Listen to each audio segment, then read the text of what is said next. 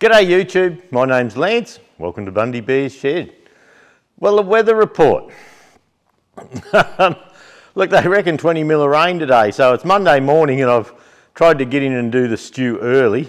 I'll take my phone out because with it sitting right next to the microphone, if it goes bing, that's what you get. Look, it's mid-20s, but look, it was only about 8-9 degrees this morning and it's nice and still outside. Looks like a lovely day, but when I looked at the BOM app on my phone, it says 5 to 20 millimetres today. So I don't know how that goes. Over the weekend, we had 9 millimetres of rain. And but look, that was nice. And that was mostly yesterday morning, over the night, Saturday night and yesterday morning. And I couldn't do any painting or anything like that. It was just a ratty day, but I didn't have bloody time for that. I didn't get a stew out last week. On Tuesday, I painted all my rims and everything up for the back of the Farmall 100 high crop, and I painted all the rims up, put enamel hardener in it and all that, and the week before, and I let it sit and harden and all that sort of thing. So probably had the paint on a week out the front there in the weather, you know, to harden. And the tyres came in, so I dropped them off on Tuesday morning, and they said, oh, they'll have them done today and they'll give me a ring. And I thought, well, that's good. I won't do the stew. I'll wait until I've got the tyres back and I've got something to show you, and you know, we can talk about the tractor and show you what I'm up to. And so I kept going for the day, trying to get things organised and, you know, do touch-ups on the paint. And I've got the fitting a battery in and making battery leads. I actually had to buy the cable and make my own battery leads to get happening what I wanted, and I got the starter motor done and all that sort of thing. And I've had the tractor for a drive around the paddock, and those who follow the Bundy Bear's Shed Facebook page, they'll see what I'm up to there. And but anyway, as the day went, yeah, I run out of time Tuesday, and I thought, well, I might get a stew Wednesday morning. And so I rang them and said, how many tyres going? And they said, oh yeah, we did them yesterday, just didn't ring you. So I went and got them Wednesday, but Wednesday morning we had a rally organisation committee meeting at the rally ground. So by the time I went there to the meeting for a couple of hours, and you know, we walked around and showed everyone where the site office is and where the first aid and the ticket offices and all that, just give everyone the rundown of the whole show. And then Peter Woody, he's the vice president, he hasn't been around, he's been up north working. So Peter come around and I said, well, yeah, would you like to go for a run on the tractor track in the ute, you know, just to show him where it was.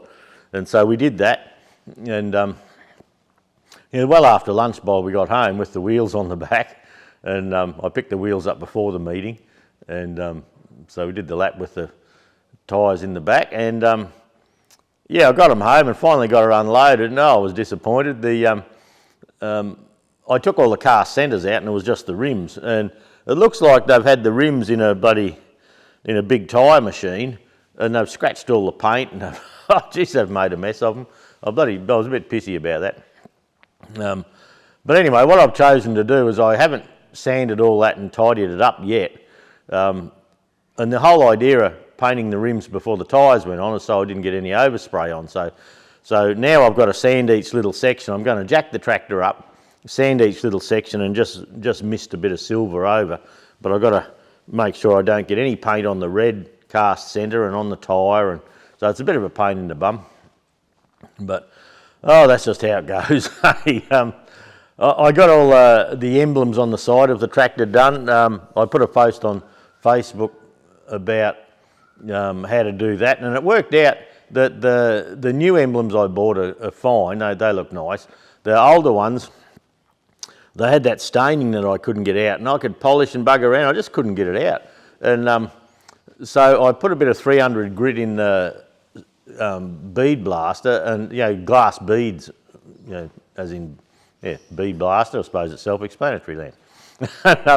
And I did that, then I polished the top off with just a bit of blue Scotch Brite. And look, that's okay, I'm pretty happy with that. And I got the stickers on, and look, it's, I'll take you for a little walk, but it's looking really nice, the tractor. I'm still to do the grill, finish the grill off. That mesh in behind the grill with the 1/4 inch squares, well, I went all around town. I went to the stainless steel place. I thought, oh, a bit of stainless behind might look nice.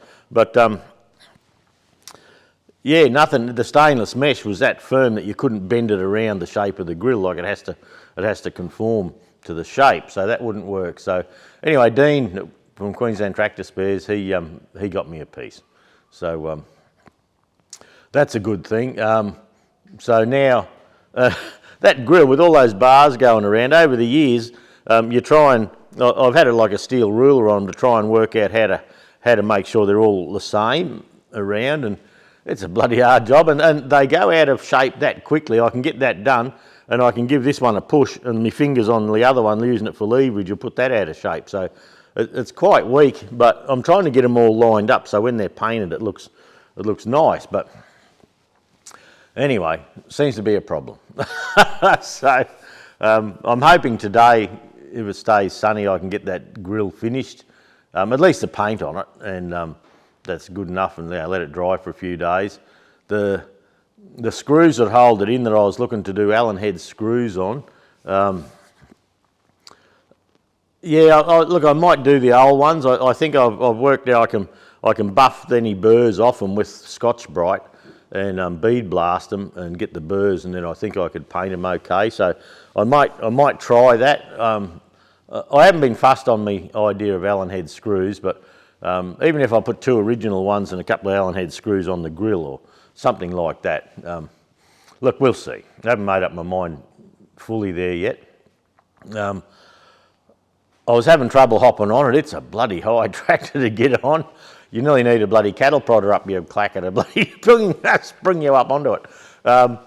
But so the other day I made a step. It's just a little bracket that comes out off the final drive, and it gives me a step. It's the first step when I hop on, bringing it straight's a little bit high. I probably should have dropped it a bit, but way more work in that. But look, it's okay. I can hop on it, no worries. And I've just been cleaning threads on the back of the final drive for. I've got a couple of bent brackets off old stabilisers, stabiliser chains. So. And it works out that they've got a 3/4 hole to go on the bolt, and then I think I'll just get they've got a 5/8 hole at the other end. I'll just get a D-shackle, and so I can probably leave those on the tractor. I don't want to take them off every time, but they can bolt on, and they're zinc plated, so they'll be fine. And that'll give me a way of tying it at the back, because I haven't been able to find a drawbar for it, and the mates I know of that have Farmalls, they haven't got any. Yeah, they're either in use, or one fella thought he had one, but it was a Farmall Cub one. So yeah, my time's been fixing cars, slashing the neighbour's paddock. The neighbours were worried about the long grass in their paddock and the horse, and the snake biting the horse with the little girl on it. And they asked me to do it a couple of weeks ago, and I said, look, I just want to work on my tractor for the moment. When I'm done, I'll come and do it. So they said, yeah, no worries. And anyway, I'd booked in for last Friday to go and slash the paddock. So I slashed their paddock and a bit for the other neighbour and got all that done. The tractor's still out the back. The grass seeds, the grass was that high, it was about a foot over the bonnet of the Big Johnny. And yeah, so I've got it out the back with one of the side covers off, and I'll take both side covers off and clean all the radiator out with the pressure cleaner and get all the seeds out and things like that. I was going to do it the other day, but young fella Tim, you might remember months ago now, he had his Holden Commodore wagon, and he flooded it and buggered it. He wrote it off. And we had a 2007 Toyota Yaris that's been Jude's runaround for years. And so we've lent that to the kids while they get themselves sorted out. But they haven't bought a car. Bought a dog, but haven't bought a car. And so yeah, Tim rang the other day and he said, oh, the car's missing and carrying on. And I thought, oh shit. So he after work he brought it around home, and I put the scanner, the OBD2 scan tool on it, and it said number 2, misfire on number 2 cylinder. So I thought, oh well, suppose we'll have a look. And yeah, on the little Yaris, remember the coil on your tractor? It's one coil goes to a distributor and then it shoots it out. Well, with electronics, they don't need the distributor. They can tell coil 1, 2, 3 or 4 when to fire and all that. So I did some testing and pulled number 2 coil pack out, then pulled the spark plug out, and we haven't put spark plugs in that thing in years, and they had bloody big gaps in them. So the next day, I got it going for him. I cleaned the plug and it was still missing. You know, now and then it'd come good, but then it'd miss again. So we went to Repco and got a new coil. And they're bloody funny setup. You got a little 10mm screw and a wiring harness, and you undo the screw and you pull the coil off, and the spark plug's down in there. So the coil sits down on top of the cap on the spark plug. And so I think for $100 it was for a coil pack. And before we gave it to the kids, like Jude was rattling me chain to service it, but I always had something on the hoist. So I got the Farmall out of the hoist bay, and there's a little bird in here. And so I said to Tim, you know, run it round here and change the oil. So through the week, they put the coil pack on and got the car running smoothly. But yesterday, Tim brought young Arrow around and they changed the oil in the car and changed the automatic transmission fluid, and I put a full set of spark plugs through it and put the coil packs back in, and she's running sweet as a kitten now. So yeah, quite a bit of work on cars. Then in the afternoon, I didn't do anything, but in the afternoon, Tim bought Ellie's WRX. You might remember the one that blew an engine a while ago. He bought that round for an oil change, and so they changed the oil on that and had a look about and all that. So yeah, quite a bit of car stuff going on last week. A lot of rally stuff. Holy dooly, but that's all right. Yeah, just jobs around. And by the time I got home late Wednesday to do a stew, and the days just disappeared, and it got to Thursday. Bugger it, we'll have to wait till next week. So it just just got out of control, just the stuff going on. We had the council, we had permits. We couldn't actually find out where we had to go to get a permit to put signs around the road. And the council sent me to 2 or 3 different places, their offices, and I'd get to the other office and they'd say, no, we don't do that. We don't know who does that. So I thought, bugger it. So Tim, one of the members, my mate Tim and myself, we thought we're just going to go and bang them in round town. So anyway, one of our members didn't like us doing that because that was illegal and someone might be sued if they run into one of our signs. So bloody people piss you off. And instead of coming to me and saying, look, you know, the car club's done it this way or that way and there's a way around it, they were whinging to the car club. Then the car club fella rings me, I've been talking to so-and-so, a couple of hours worth of talk, and they're worried that you're doing the wrong thing by the club and all that. And I'm thinking, why couldn't they come and talk to me? But my mate from the car club, he said, and he did it one time, and he said, look, he found out that going to the council you get nowhere. That's what I found out.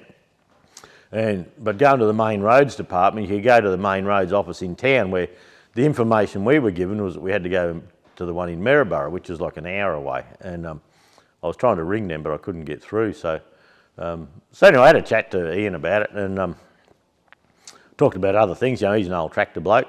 And so I went into the transport department and asked them about it, and they said, no, we don't do that anymore. You've got to do it all online. And so I thought, oh, well, that's at least I know, but I couldn't find where to do it online. And so anyway, old mate there that I was talking to, he sent me an email with the link, and very helpful fella. And he said, but on the website it says allow 30 to 60 days to get a permit to put signs around, and I was thinking, shit, I got 3 weeks. And so anyway, so I was talking to him, and I said, how long you reckon before we could push this through? And he said, he says, get it back to me as soon as you can. He says, who in your club's a bit handy with a computer that knows how to, you know, do maps of the town and all that sort of stuff? And I said, well, I've mugs away. I said, I can. Excuse me. Just cool enough to have a drip on my nose. And so yeah, I went and had I got the information from him, and then like to Calvin Street where we're allowed to put a sign, which is the main road in town. That's road, let's just say 176. So I had to put that I'd like a sign here and here on Highway 176, and then they come back with a set of rules that says, yeah, you're allowed to do that, but you've got to be 200 metres from the set of traffic lights. If there's another sign there from another community organisation, you have to go 30 metres away from that so you don't distract from their sign and all that sort of stuff. So yeah, last Monday I come home and after talking to him, and then I come home and I worked through all that, and that took most of the day for me. And I got the paperwork in, and then I had to get Alan, the club secretary, to come over and sign, because I could sign as the president. Then I either had to have the president and the treasurer, or the president and the secretary. The secretary was going to the doctor and coming back, so he come round and signed it. The treasurer, I didn't worry about the treasurer, just because they're having sort of car trouble, gearbox troubles, and they got other things on their mind. And I know they live closer, but it was just, they're trying to sort out a Dicky transmission and plus do other club stuff. And Alan was coming back, so I thought, oh, I'll just drop in. So that's what happened. And so anyway, I got the paperwork back in, and I addressed it to the old mate that was helping me, because he said, you get it in quick and we'll see what we can happen. And then I got a thing saying, like, the rally's on the 8th of August, or 9th of August, and I got a thing from them saying, thank you for your input. We should have an answer by the 9th of September. I thought, oh, crap. And I thought, well, if we didn't get the answer, Tim and myself, we were going to go banging signs in this weekend regardless. And I was talking to the fella, and there are signs that are obviously illegal. They're too close. Like the main road says it must be, where your white line is on the left of the road. This is left. That's your left. on the left of the road, it must be 3 metres away. Well, there's people with them bloody screwed into power poles. There's people with them right up next to the road. There's people right on intersections, and I said to him, I said, some of these signs around the place, I said, I'm bloody sure they haven't got permits. And he said, no, a lot of them don't, he says, but now and then we go and grab them. And he said, we just disappear them on them and chuck them in the bin. But it didn't sound like it was something that happened often. So yesterday afternoon, Tim in the club, the deal was I'd drive and he'd drink. So I went and bought a carton of Hahn 3.5 cans and put in my fridge in the ute, and I drove, and we went round to his place, and we got a pallet and an air compressor, and they have small crops farms here and there, and he's got an air hammer, and you just get this air hammer and brrr, and bloody bang them in. Well, geez, am I glad we took that air hammer. It's on the side of the road there, over the years, they've got the road base out and they've rolled it and compacted it, and man, they took some banging in. So so he had a couple of beers while we drove around and put some banners up and got some signs up, so we got all that done. And then the council said to us, oh, we haven't got your alcohol permit for the bar, and if you don't have that, we won't let you rent the bar, lease the bar, which we'd leased. We said, well, we have an exemption. And they said, oh, well, we need to cite that exemption. So we printed out the exemption and all that and took it into them, and they signed it off and says, yep, exemption accepted, no worries. So then a while went past, and next thing, Alan got a phone call that says they fed it into their system and all that, but the general manager of the council must have seen it, and they said, oh, no, we'd like this club to get a community liquor permit now. And we said, well, we've got an exemption. They said, yeah, I know, but you're on council ground. And the thing with the council is that if anything happens due to alcohol or that, they want to cover their arse, saying there's a form in place with management plans for the bar on it. And so I thought, all right, so off I goes to get that. And then I had to fill out noise management, how many security guards, was it a fenced area, were minors allowed in that area, and if the minors were allowed in that area, did they have to be accompanied by an adult? And we said, well, no, minors aren't allowed in the drinking area, but if they anyone was there, they would have to be accompanied by an adult. And then, was the food available as well when alcohol was being served? And we said, yes, it is, so that's fine. The number of amenities, how many male toilets, female toilets, and the council owns the ground, you know. But anyway, so I had to jump through all these hoops, fill all this stuff out, go back into the council, drop the form in. They had to get the council form up to the general manager, Kylie, up to the general manager. The general manager had to read our application and sign off that the council was happy for us to rent the property and sell alcohol there, and they had no objections whatsoever. Our sound management, what do I have in place to restrict the sound coming out of the place and all that sort of stuff. And so I had to do this whole management plan. So we did the management plan, got it into them, got it signed off by the council, and they said, well, we need you to send that off to the government now, to the liquor licensing mob, just for a permit. So we've sent that away, and we'll have it back apparently. But and I said to the council, I said, what if it doesn't come back in time? They said, oh, you're right to go. They said, we haven't got a problem. You've done as much as you can, and us as the council has done as much as we can. And she said, yeah, that's it. So that was last week, yeah, jumping through hoops for people. On Monday it was the main roads, but main roads was quite helpful. And the main roads, they had the permit back the exact same day. So that's what you get for, when you go to the office and you have a chat to old mate, and you get on and you have a yarn about everything, everything you can, and you get off track a bit, but you make a friend. And so we actually got the permit for the signs within the same day, where they're saying 6-8 weeks and that. So that was great. The council thing, that threw a spanner in the works, because we were sure we were right with it, and we had our proper exemption and all that, and we actually hopped on the site where we got our exemption with the council, and they said, yeah, you're right, and they signed it off and put it in. We'll put that into the system that it's okay.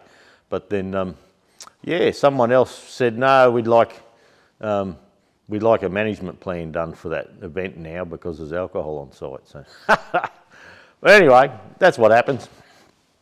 I've been waiting on their bill for the alcohol. I've been round to see him and that, and he hadn't sent a bill yet, so we'll see what happens there.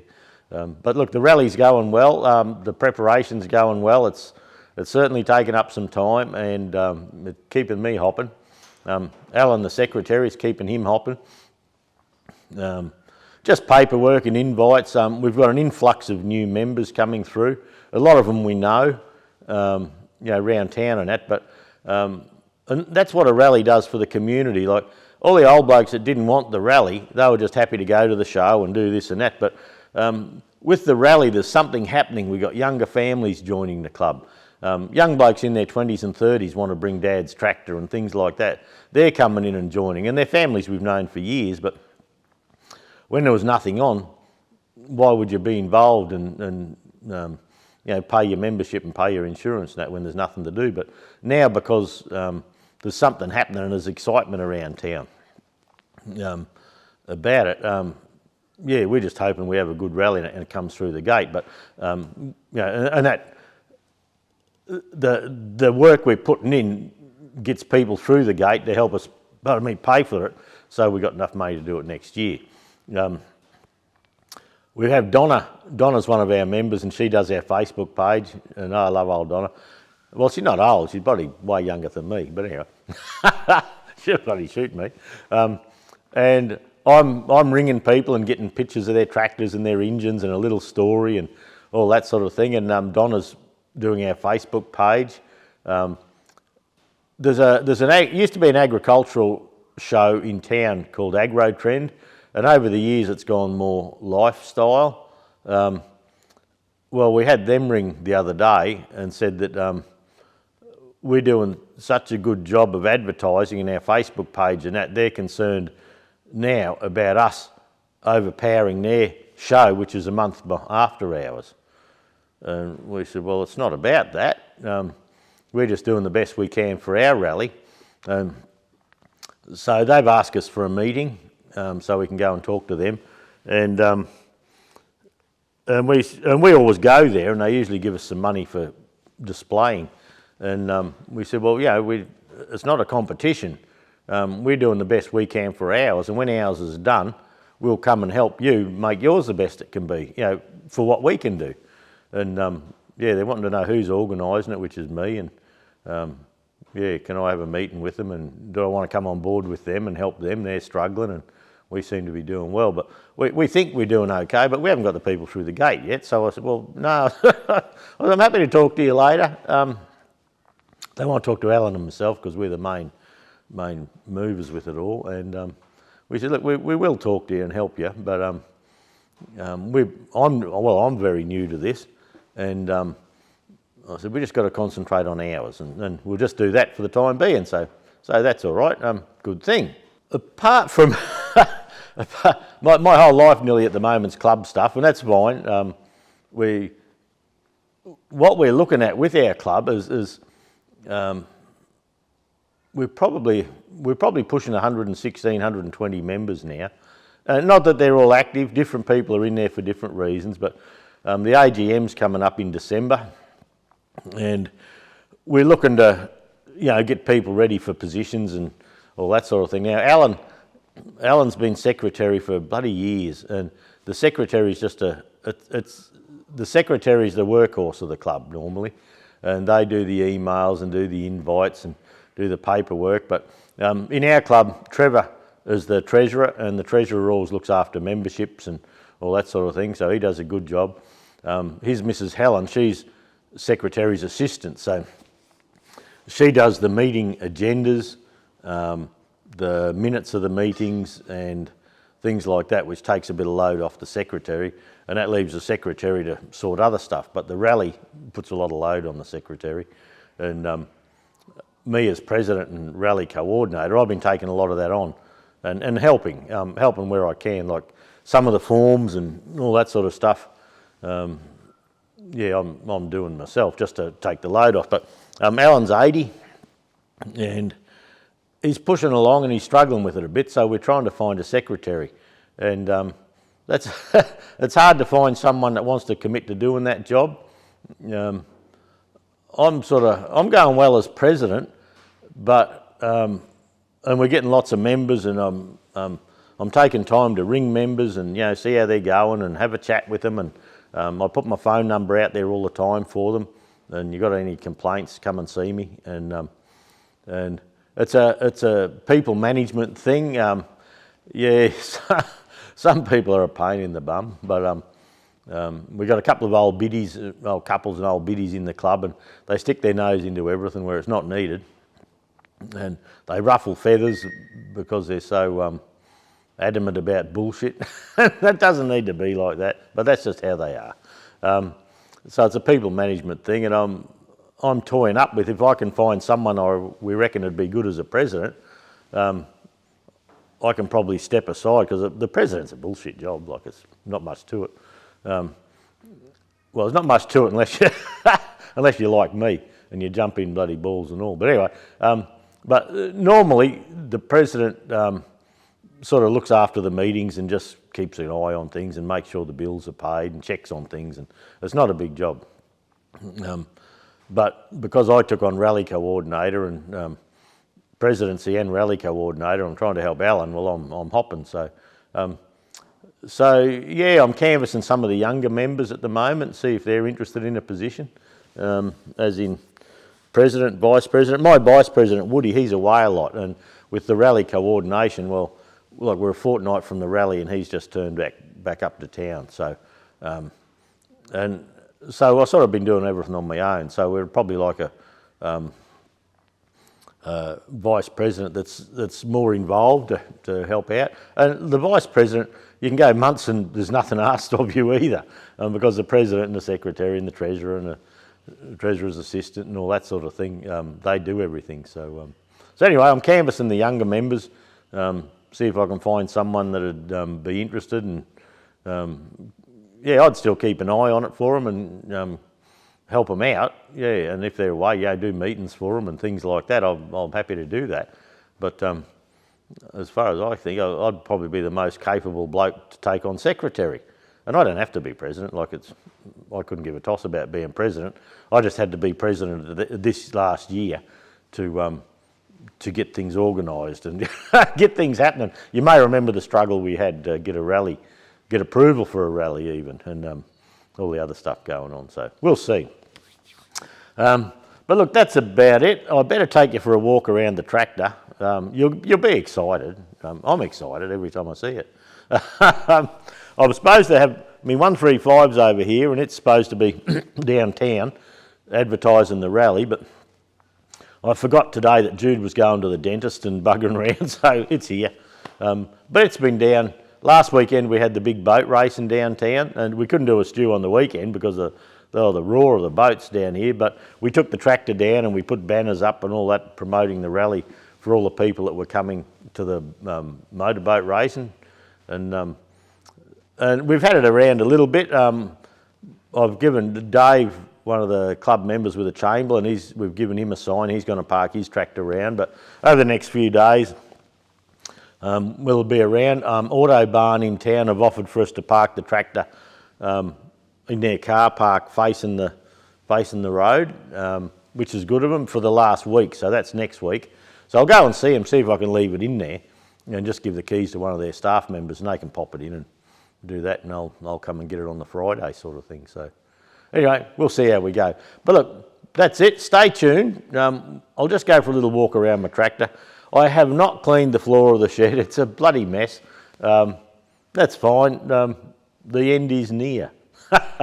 Sound like some god botherer there. The end is near, so anyway, hang tight, we'll go for a walk. Okay, the light's not, it's going to be a problem. That's the back of the tractor with the new tyres. You can see these little brackets here. I'm going to bolt them on, and then the D-shackle can go through here to tie the tractor on. I can't even see this screen, you know, to see how we're going. All the stickers are on, the seat's on. I've got all the dash done. You might notice the amp meter there. That's a 60 amp one because I put an alternator on, so I had to go bigger there. New ignition switch. So this is the ignition switch,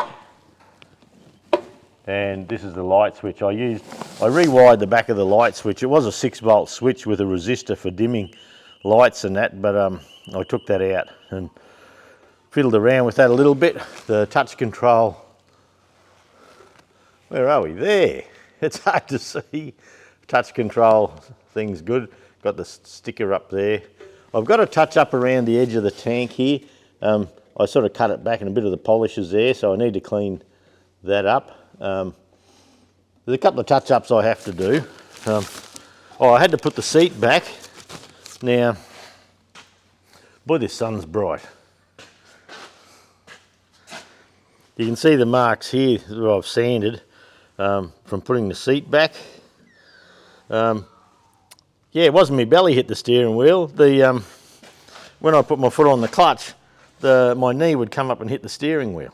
So I've got all the battery box done. I got all this conduit, old style conduit for the wiring harness, and then it's a complete wiring harness all up through here. Polished all the coil. The headlights are all working. They're on and working. The screws under the headlights here, they were stripped in here, so we've put nylon nuts and that in there. The grill I'm still working on. It's over here. That's once I finish the stew, that's what we're doing. Yeah, look, it's looking okay. Oh, the glare, crikey. Yeah, the new tag, I stamped the tag too hard on the one, but look, that's okay. The paint on the muffler, that's bloody bubbling up. I put heat-proof paint and baked it, but anyway, look, that's about it. I'm sorry about the flare out with the sun in the background here, but it's the only place I've got for it just at the moment. But yeah, look, it's looking nice. Yeah, the weight's on. A bit of tidying up to do yet, but look, it's only the fiddly stuff, and it's not hard to do. I just need the time to do it. So that'll be ready for the rally. So there you go, she's looking good.